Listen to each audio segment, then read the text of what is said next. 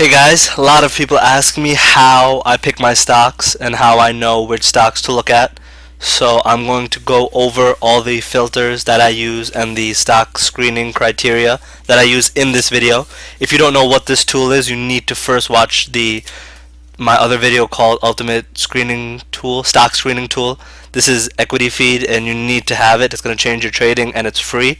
So, or has a free 30-day trial, so why not try it out? Okay, so let me just go over the filters that I use. So this is the market view. This shows you all the stocks that are trading within your desired filters. So it lets you pick your markets. So all penny stock traders trade OTCBB, or I mean not all of them, but here's are all the common markets that penny stock traders trade with. OTCBB, pink sheets. You don't necessarily need to trade with the same way I do. After you start trading a while, you'll find your niche. The only reason I feel that people would trade one market over another, besides credibility, or if you're following my exact strategy, is because the level 2 on NASDAQ, New York Stock Exchange, and Amex, they are read and analyzed, and they're completely different from how you should read level 2 on OTCBB and pink sheets. So keep that in mind. I'm going to do some level 2 videos. I'm still learning myself. I learn more and more every day about it because it's very interesting. It's a very insane tool that some traders don't even have access to. It's very specialized and there's a lot of tricks to it.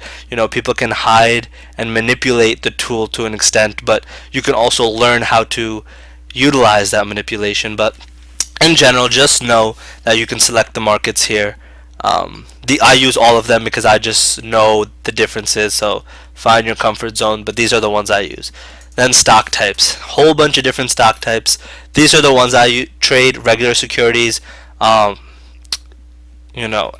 guess the average stock trader doesn't know this, which is pretty interesting, but the 5th letter in a stock ticker means something. So, for example, sometimes when you see, like, let's look at this list real quick. F. This F at the end means that it is like a foreign company.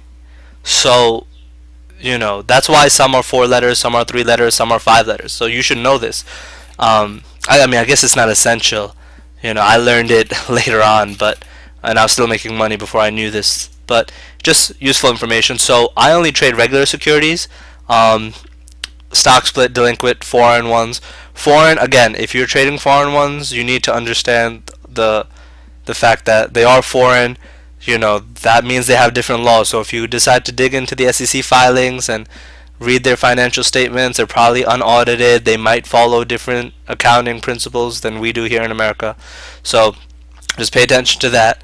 Timothy Sykes, he shorts foreign companies all the time. And then, so all of these, third convertible bond, voting trust shares, these are stock tickers that have different types of, financing going on. So that's why I don't trade them. I don't bother with them. I stick with these: bankrupt, foreign, delinquent, stock split, regular securities. But yeah, I actually got this from Tim Grattani, who's one of Tim Sykes' greatest students. Amazing trader. He made $1 million. No, sorry. He made $100,000 off of Fannie Mae last week while trading from a Starbucks. And that's the kind of money you can make while day trading. But okay, let's go on to the main thing, the filters. Here is the main meat of screening stocks. I like to trade stocks from 10 cents to $4. Sometimes I change it to $5, $3, depending on what I'm in the mood for, if I can't find, or want to look at more stocks or less stocks. Volume, you need to have you need to make sure that there's a decent amount of volume. Now, you have to realize though, with this indicator, volume, in the morning, if you're doing a stock screening in the morning, there's not going to be any shares traded. So you could click previous day and look at yesterday's date, but from that you can just do average daily volume. I make sure that the average daily volume for the last 5 days is 200,000 shares or more. So that way I know that it's an actively traded stock, it's a liquid stock, And the reason it's important for it to be liquid is because you need to be able to make sure you can buy and sell your stock when you want to.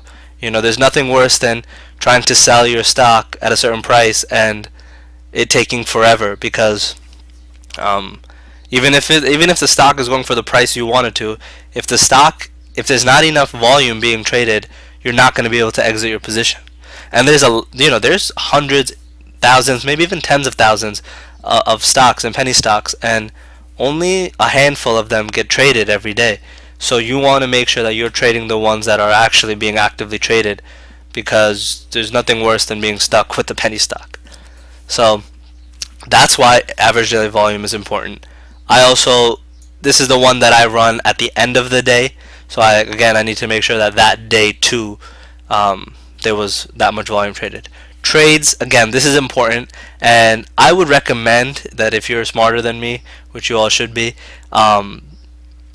is to use dollar volume, because, for example, 200,000 shares being traded on a 10-cent penny and 200,000 shares being traded on a $4 stock are very different. But that's why I have this kind of to hedge myself. I need to make sure that there's at least 400 trades, buys and sell orders that were placed. But that's what's worked for me. Those are the stocks I look at. I think that time frame, today's, you can look at yesterday's, and that's my stock screening criteria. And then I go through and I read the charts and to see how I research stocks. Watch my research a stock in 5 minutes or less videos. In those, I go through several examples of how I look at stocks and how you should too, so that you know how to trade it or not.